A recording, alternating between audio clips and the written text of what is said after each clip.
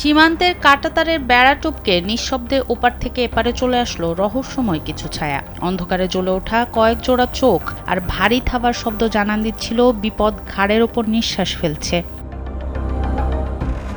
ভোরের আলো ফুটতেই সে রহস্যের জট খুলতে শুরু করে। ভেজা মাটিতে বিশাল সব পায়ের ছাপ দেখে আতঙ্কে শিউরে ওঠে গ্রামবাসী।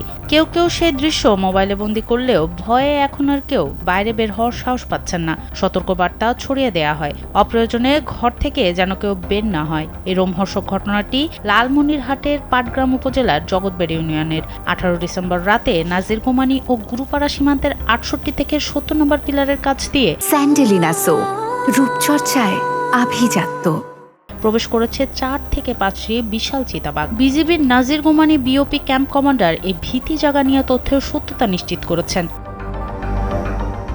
বিজিবির পক্ষ থেকে সীমান্তবাসীকে চরম সতর্কতায় চলাচলের আহ্বান জানানো হয়েছে। এর আগে এই এলাকায় আসা বাঘের আক্রমণে আবু বকর সহ 4 জন আহত হয়েছিলেন এবং গ্রামবাসীর হাতে একটি বাঘ প্রাণ হারিয়েছিল।